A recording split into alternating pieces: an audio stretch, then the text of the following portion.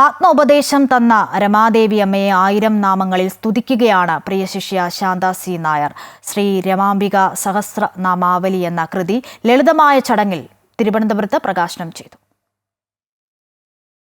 ശ്രീ രമാദേവി പകർന്ന അറിവിന്റെ വഴിയിലാണ് 6 തലമുറകളായി ശാന്ത സി നായരുടെ കുടുംബം. 10ാം വയസ്സിൽ രമാദേവി അമ്മയിൽ നിന്ന് നാമോപദേശം ലഭിച്ച സൗഭാഗ്യമാണ് ഏറ്റവും പുതിയ രചനയായ സഹസ്രനാമാവലിയുടെ സമർപ്പണത്തിൽ എത്തി നിൽക്കുന്നത്.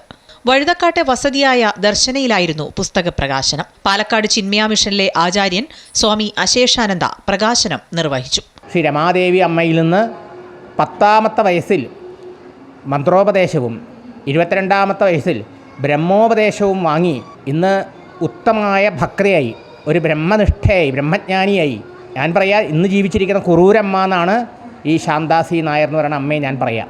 ശ്രീരമാദേവിയുടെ ജീവിത സന്ദേശം ഉൾക്കൊണ്ട ശാന്ത സി നായർ ഒരു നിയോഗമായാണ് സഹസ്രനാമാവലി പൂർത്തിയാക്കിയത്. 4 ദിവസം രാപ്പകലിരുന്ന് എഴുതിയതാണ്. എനിക്ക് തെറ്റും ചെയ്യുമെന്നും അറിയാൻ വയ്യ. രമാഗായത്രിയും ധ്യാനശ്ലോകവും ക്ഷമാപ്രാർത്ഥനയും ഉൾപ്പെട്ട സഹസ്രനാമാവലിയിൽ മംഗളശ്ലോകവുമുണ്ട്. ആറ്റുകാൽ പൊങ്കാല ദിവസം സഹൃദയരും അഭ്യുദയകാംക്ഷികളും കുടുംബാംഗങ്ങളും പങ്കെടുത്ത ചടങ്ങിലാണ് ശാന്ത സി നായരുടെ പുതിയ പുസ്തകം പ്രകാശനം ചെയ്തത്.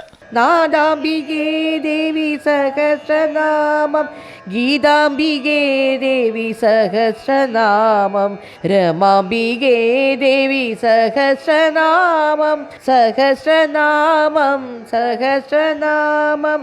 അമൃത ന്യൂസ്, തിരുവനന്തപുരം.